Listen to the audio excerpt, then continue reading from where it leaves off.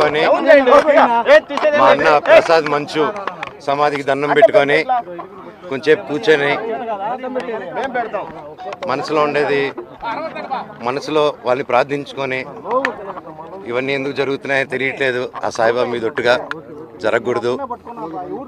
దీనికి ఎందుకని నాకు పరిష్కారం తెలిస్తే బాగుంటుంది అని తెలుసుకుంటాను. తెలుసుకున్నంత వరకు ఆగను ఎందుకు ఇదంతా అనేది.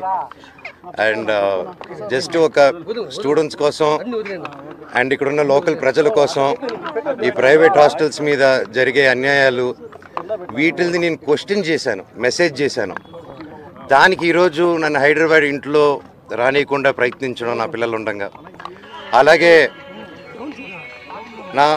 మా అమ్మగారి బర్త్డే రోజున వచ్చి ఆ చక్కెర పోయడం, మళ్ళీ నేను ఊర్లో ఆలగడ్డకి వెళ్ళిన వెంటనే మా అమ్మని బ్రెయిన్ వాష్ చేసి ఇక్కడ సైన్ పెట్టమని, ఆవిడకి ఏం తెలుస్తుంది, సైన్ టైప్ చేసుకుని సైన్ చేయమంటే చేస్తారు ఆవిడ పాపం. అలా చేయడం ఇలాగ వరుసగా చేసుకుంటూ వచ్చి ఇది ఎంతవరకు దిగజారిందంటే 2 రోజుల నుంచి ఫ్యాన్స్ ఫాలోవర్స్ ఎంతో కష్టపడి ఎంతో ఖర్చు పెట్టుకొని, ఎందుకంటే వాళ్ళు కష్టపడితేనే డబ్బు వస్తుంది ఎవరికైనా, వాళ్ళందరూ అభిమానంతో అంత ఖర్చు పెట్టుకొని ఇక్కడ మా ఫొటోసు మా లోకల్ లీడర్స్ ఫొటోసు అందరిది పెట్టుకొని వెల్కమ్ స్వాగతం చెప్తూ విషెస్ చెప్తుంటే వాళ్ళందరిది ఫస్ట్ రోజు రాత్రి 12వ తారీఖు 13వ రాత్రి పొద్దున చెప్పారు, అన్న ఇలా జరుగుతున్నానంటే సరేరా గొడవ పెట్టుకోకండి మన ఊరే కదా పండగ పూటరా అందరూ సంతోషంగా ఉండను. మళ్ళీ నెక్స్ట్ రోజు వచ్చి మేము వస్తున్నామని తెలియగానే మళ్ళీ హోర్డింగ్లు వేశారు. మళ్ళీ ఈరోజు పొద్దున ఒక ట్రాక్టర్ పెట్టుకొని నాకు వీడియోలు చూపించారు, షాక్ అయ్యాను నేను.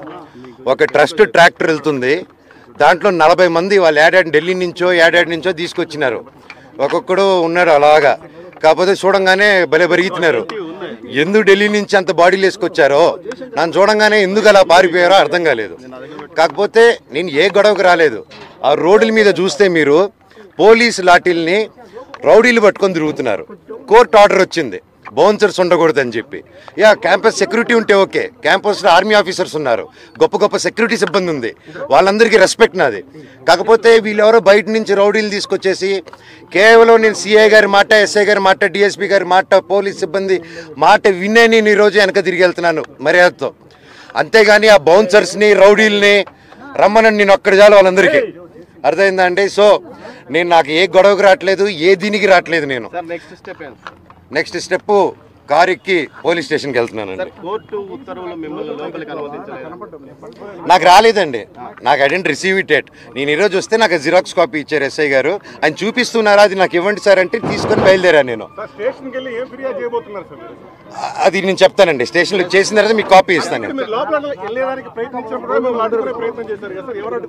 వాళ్ళందరూ ఎవరైతే మీ కెమెరాలో క్యాప్చర్ చేశారో మీరు దయచేసి వాళ్ళు ఎవరు ఇప్పుడు గోడ నుంచి కూడా దూకారు వాళ్ళు రౌడీలు, దూకి ఇప్పుడు మీరందరూ ఉన్నారని లాఠీలు మీరు చూసారు కదా లాఠీలలాగా, వాళ్ళు ఎవరో తెలియదు. ఇందాక ముని గారు ఉన్నారు, నేను అగ్గిచ్చిన 2-3 అన్నానా సురేంద్ర ముని ఈ పాతలందరూ ఓకే మాకు తెలుసు. నేను పాతలు చెప్పినా ఆగిపోతా నేను, అంత వాళ్ళు బాధపడుతున్నారు, కంట్లో నీళ్ళు పెట్టుకుని ఉన్నారు. కాకపోతే